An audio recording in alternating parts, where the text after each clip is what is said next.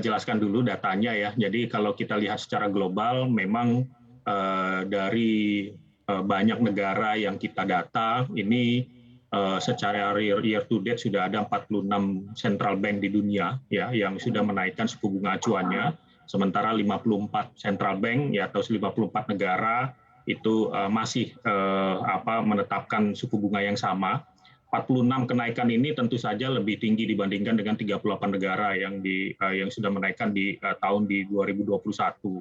Nah, tentu saja kalau kita bicara tentang apakah akan berpengaruh banyak kepada capital outflows di Indonesia, saya rasa ada faktor positifnya juga buat Indonesia dalam hal bahwa sejak tahun 2020 yang lalu capital outflows itu sudah terjadi dengan cukup masif dari equity maupun dari bonds market kita. Jadi kalau kita lihat saat ini ya kepemilikan asing di bonds market kita itu tersisa hingga tinggal sekitar 17%. Sementara waktu 2020 itu masih di atas, saya rasa masih di 20%-an. Ya, kemudian kalau kita bandingkan dengan 2013 itu kemudian di kisaran 30%-an. Nah, dengan 17,7% ini, apakah kemudian menyebabkan akan ada massive capital outflow? Saya rasa tidak ya, Mbak ya, karena memang asingnya sendiri sudah relatif terbatas. Dan sekarang kalau kita lihat dari 17,6 atau 17,7% kepemilikan asing di obligasi, saya fokus di obligasi dulu ya. Itu ternyata kalau kita lihat sekitar 25%-nya kepemilikan asingnya tersebut dari foreign central bank maupun dari government. Nah, kalau kita lihat data terakhir, ya memang sampai dengan saat ini, walaupun tekanan bertubi-tubi, saya lihat capital outflows-nya juga masih relatif minimal. Di bonds market misalnya untuk di year to date sekarang hanya sekitar 41 triliun rupiah, sementara yang inflows-nya sekitar 41 triliun. Ini both ya di bonds maupun di equity.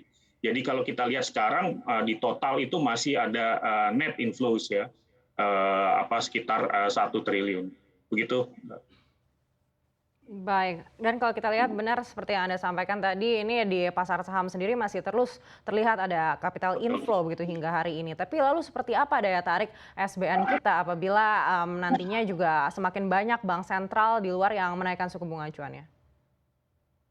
Ya, saya rasa kalau kita lihat selama ini pun ya dengan kondisi banyak bank sentral yang menaikkan suku bunga acuannya, ya itu real yield kita itu masih relatif menarik, Mbak, dibandingkan dengan kompetitor kita yang sesama rating maupun sesama emerging markets. Dan saya rasa ini yang kemudian menjadi faktor tetap menariknya bonds market kita dibandingkan dengan emerging market yang lainnya. Jadi realnya.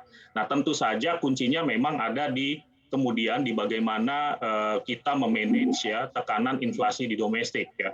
Tentu saja ketika tekanan inflasi domestik itu kemudian meningkat ya ini akan mengurangi real yield kita ya dibandingkan dengan negara-negara lain. Nah, ini yang kemudian bayangan saya kemudian akan direspons dengan adanya kenaikan suku bunga acuan dari Bank Indonesia.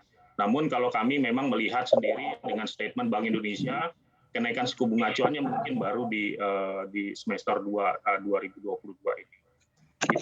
Baik, Pak Andri, kalau kita melihat permintaan investor terhadap SBN yang dilelang pemerintah ini masih cukup baik begitu. Tapi lalu pemerintah juga menyelenggarakan green shoe option. Lalu seberapa efektif green shoe option ini bisa menekan tingkat kupon dan juga yield SBN hingga sisa 2022 ini? Ya, saya rasa kalau dengan green shoe option ini adalah salah satu strategi yang sangat baik dari pemerintah. Kalau kita lihat dengan pemerintah membuka lelang tambahan, ada sekitar, seingat saya itu ada 4 kali ya, itu target lelangnya jadi terpenuhi. Nah, kemudian terkait dengan pertanyaan Mbak tadi, ya bagaimana kemudian yield-nya ke depan, kami melihatnya, saya sendiri melihatnya ini sangat dipengaruhi oleh paling tidak 3 hal. Yang pertama adalah bagaimana dari outlook tingkat inflasi di domestik, yang kemudian yang kedua adalah US Treasury yield-nya ke depan, terus kemudian adanya stabilitas dari US dollar rupiah terhadap US dollar. So far kalau kita lihat ya sejauh ini nilai tukar kita terhadap US dollar itu masih relatif stabil ya. Mbak lihat sendiri kalau dilihat dibandingkan dengan negara-negara lain ya, nilai tukar kita misalnya itu hanya melemah sedikit ya, year to date-nya sampai dengan data terakhir di 14 April itu sekitar 0,6%. Ya, sementara di Maretnya 0,8%. Kita bandingkan dengan emerging yang lain, Rusia yang sedang perang, Turki, ya, Korea, India, Philippines, ya, Malaysia, ya, nilai tukar kita relatif stabil karena juga ada aliran